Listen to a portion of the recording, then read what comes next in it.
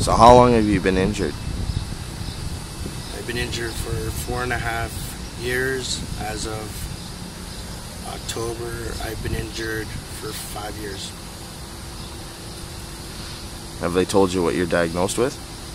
Been diagnosed with chronic pain and complex regional pain, which is also called RSD. What has it been like for you and your family? I can honestly say I never thought my family would have to go through so much. They've lost so much, been through so much. I wouldn't put this on my worst enemy to see what it's like. It hasn't been an easy road, and without their support and my friends' support, it would make each day just harder and harder and harder. How do people treat you? Funny thing is, before I got injured, I looked at an injured person or disabled person, opened up the door, never thought about it. Some places I've been treated so poorly, I've been called imp, been called a loser, called so many bad names that it makes you wonder what goes through people's minds when they're saying it. Why are they saying it? And it hurts. Like, you're supposed to have a tough shell growing up, that words don't hurt, that it's only kids that get bullied, but I've had people treat me great and wonderful, and I've had people treat me like what I have is contagious, and if they get close to me, they're going to get it. They don't open up doors. They don't help you in grocery stores getting stuff for you. They don't slow down when you're trying to cross the street. Today's society needs a wake-up call that doesn't matter if you're old, if you're young, if you're middle-aged, even though you're disabled, you're still a human being. Is there any cures? There is no cure for what I got, and I think that's something that eats at you every day. You wish that it was just a nightmare, and now you're going to wake up, you're going to be fine, you're going to be able to walk down the stairs, you're going to be able to go running with your kids, and there's no cure for it, and there never will be a cure for it. It just gets worse over time. How has this affected your family? It's been hard on my family, very hard on my wife because she has colitis, and that's a stress-related disease, and she can't work. She has to take care of me. I watch what my kids go through, and I want to be able to do things that a normal family can do, but you're so restricted. I feel sometimes like I'm a burden that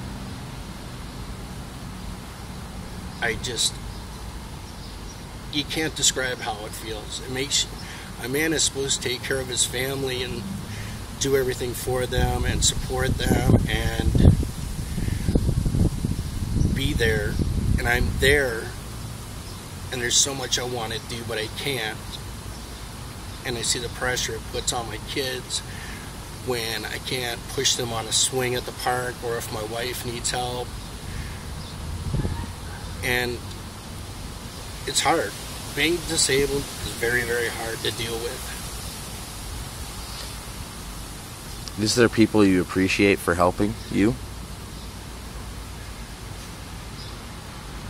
Within the last couple months, even years, there's some people over time that have helped. I've had my wife and her family, her brother Jason, her mom and dad have been great and wonderful. A schoolmate named Tanya, my best friend Trevor, who's been there for me, who's taken me places where I can't go on my own, who's been someone easy to talk to, My wife, words can't describe how much my wife has done for me. Ramona, she's just come into the picture a couple weeks ago, but she's very passionate, she's honest, she's caring. She's like a good friend. But at the same time, you lose a lot of friends over this. A lot of people turn their back on you. But for the friends that I have now, I'm lucky. How do your kids get treated? My kids get treated sometimes great, wonderful. People show that they care. My son opens up the door for me when we have to go to the grocery store. My son will reach up on the shelf and grab food for me. My daughter, she does everything for me, but kids make comments to them. My son's come home from school saying that people think he's a baby for being so close to me. They make comments by staring at me, they make jokes about me, and it hurts because he's my son. He's my little best friend. He's my life. And same with my daughter and my wife. And it's hard watching your kids get picked on because they didn't do anything wrong. Society needs to change. Parents and kids need to change. What do you miss most from working? Every single day I miss working. I miss bringing in that paycheck.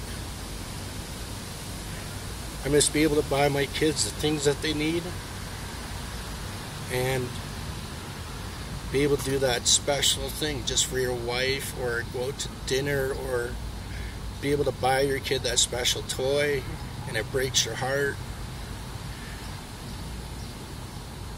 You just want to do so much, and the only way to do that is by working, and I miss it terribly. I miss working, and I'll never be able to work again, and being honest, it just kills me inside. What's your biggest fear?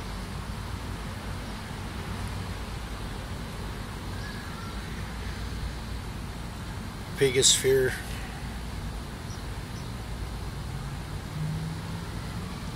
Biggest fear is that one day you just want to give up. You get tired of taking the medications. You get tired of watching people have to do so much just to be able to help you. And my head is strong, my heart is strong, but at the same time, I want my kids to have everything. And the fear of them not getting everything that they deserve,